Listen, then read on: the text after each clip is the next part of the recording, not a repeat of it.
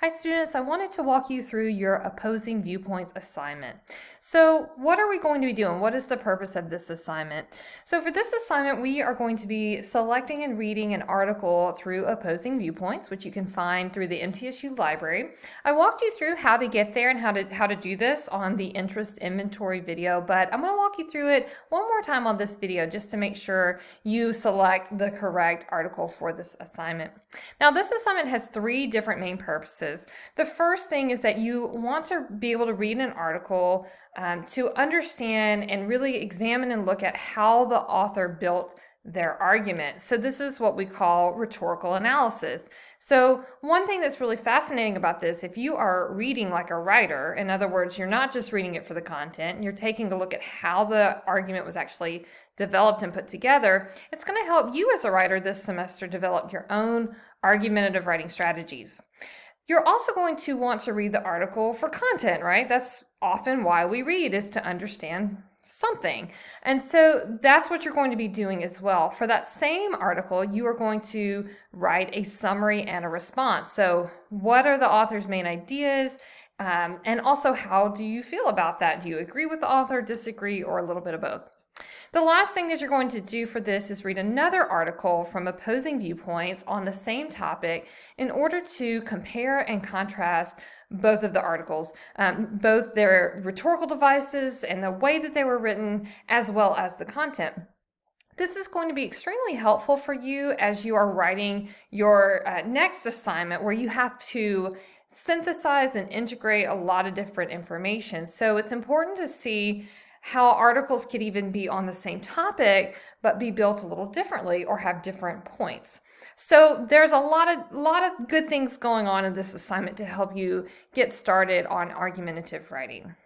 All right, so what you're going to do is, first of all, you're going to access and choose your article. And one thing I want to point out specifically is that you do have to have a content level of 4 or 5. And I'm going to show you in a minute how to make sure that you have those selected so that you have a really nice, thorough article to work with for this assignment. Now, this assignment has 4 sections, and so I know there's a lot of moving parts, but I hopefully have made this fairly easy for you. The first part of this assignment is the rhetorical analysis essay. Now, I have provided for you an APA template that I recommend you using, which I will also show you in a minute, and I've made this so simple. All you have to do is access it and type straight into it, and that should be really easy for you. So for this section, you are going to write a rhetorical analysis essay. And keep that in mind, the word essay here. So you're going to have an introduction with a thesis statement that'll tell me about how effective you think the article was written.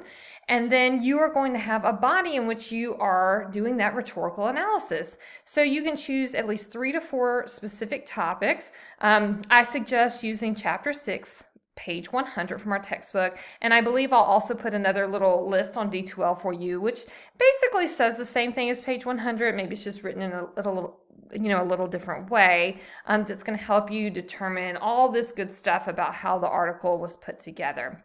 And make sure you do list which article you read in this particular part. So you're going to write a rhetorical analysis essay for section 1, unless you want to do the alternative. So the alternative for the assignment here is at the very end. And so instead of doing the essay, I always like students to have a little creative leeway, so to speak. You could do a rhetorical analysis visual aid. So it's the same work that's going on here. It just may present itself in a different manner from an essay. So for this, you could use Word, you could use Canva, which I can show you in a minute. You can use Prezi or another visual writing tool that you prefer.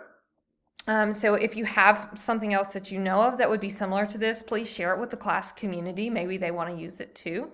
And then for the rhetorical analysis visual aid, because some parts of it may be more or less text heavy, and you'll understand when I show you some examples in a minute, then you may want to cover a few more topics as opposed to those 3 or 4 that's listed for the rhetorical analysis essay. So it just depends on what you choose here. So you have a little bit of flexibility for section 1.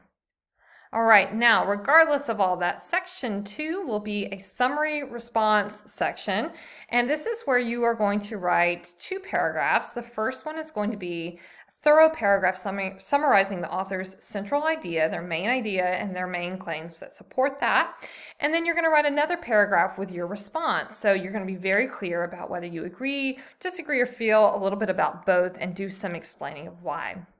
The third section is the compare and contrast section that I mentioned earlier, where you are going to read another article found via opposing viewpoints on the same topic, and you're also going to want that same content level.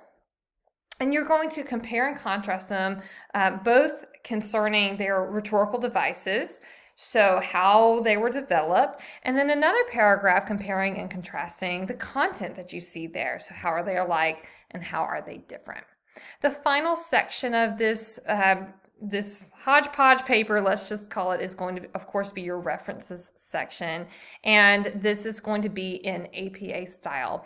I feel like a lot of students are familiar with MLA style from high school.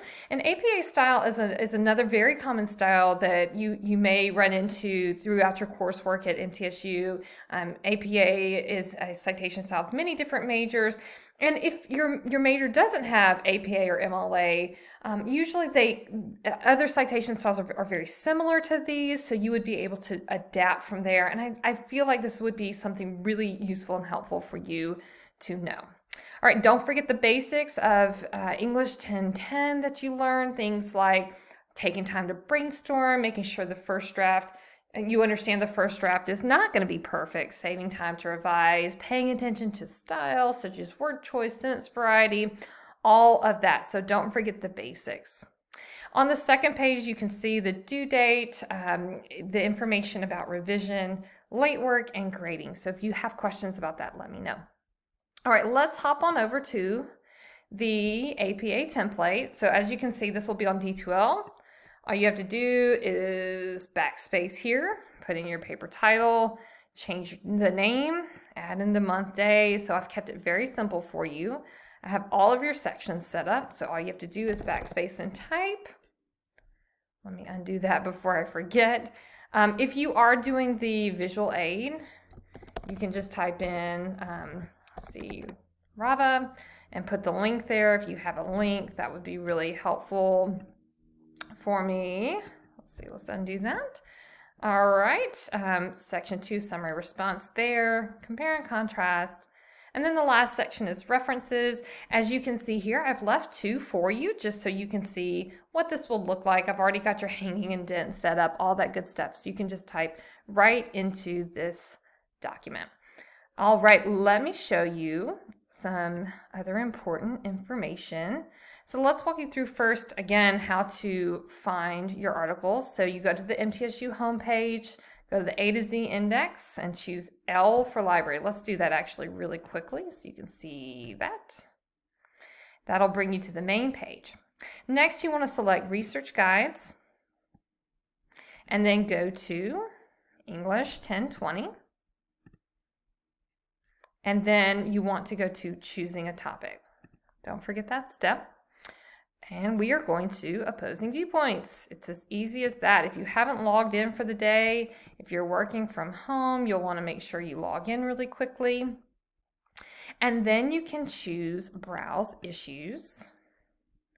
Let's today go to Social Justice, just for something different. All right, so pick wherever you're going, and then don't forget that you don't want to just choose anything because we're looking for something, an argumentative piece. You're going to want to choose Viewpoints. All right, and then if you forget all of this, or you're trying to walk it through on your own, you can always pause this video and kind of keep up and go back and all that kind of good stuff. Okay, go to Content Level, and you want to make sure that your search is limited to level 4 and 5 for both of the articles that you choose. Click Apply. All right, and you've got some great articles that pop up, so you can start choosing from there. Now, I do want to show you at the bottom, they include citations such as here's MLA, here's APA.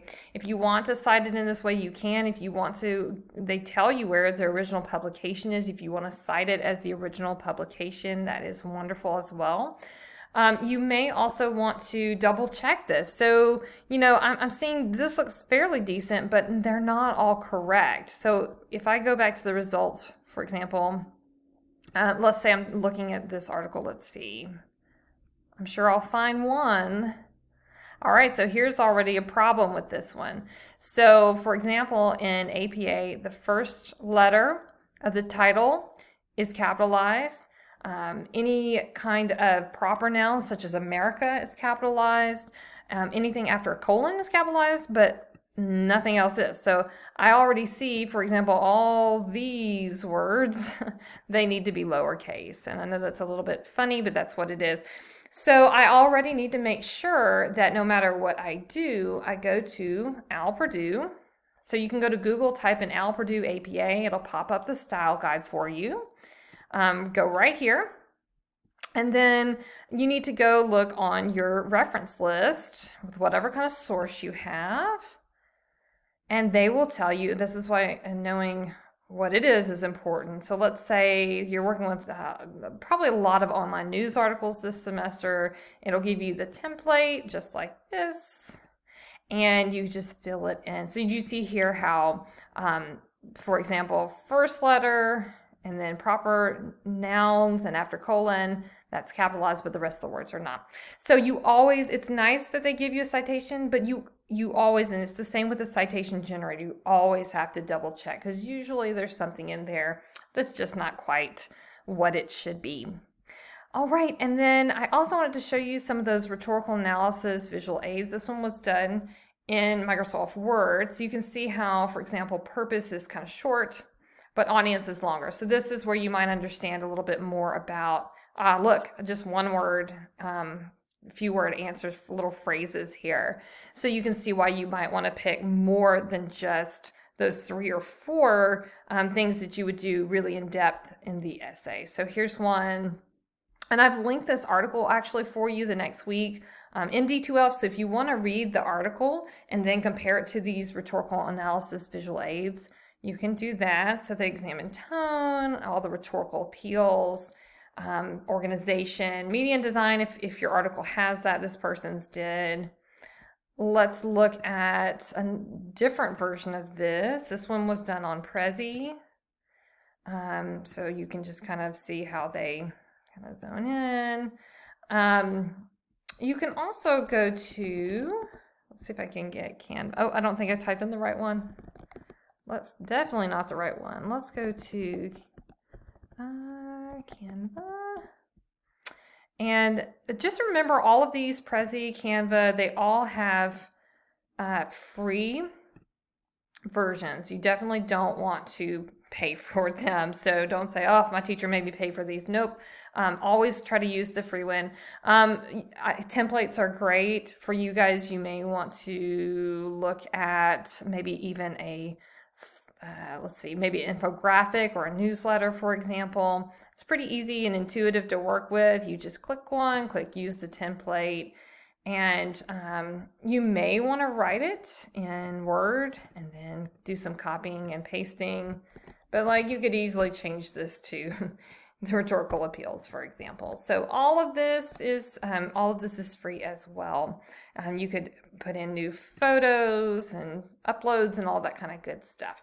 So if you have any questions about your opposing viewpoint assignment, I know I threw a lot at you. There's a lot of moving parts, but I feel really confident in your ability to do these different little steps. All right, good luck. If you have any questions, don't forget about the Ask Me Anything discussion board. I know that you may be thinking that you're the only one with a question, but I guarantee you're not, and it can be really helpful to your classmates.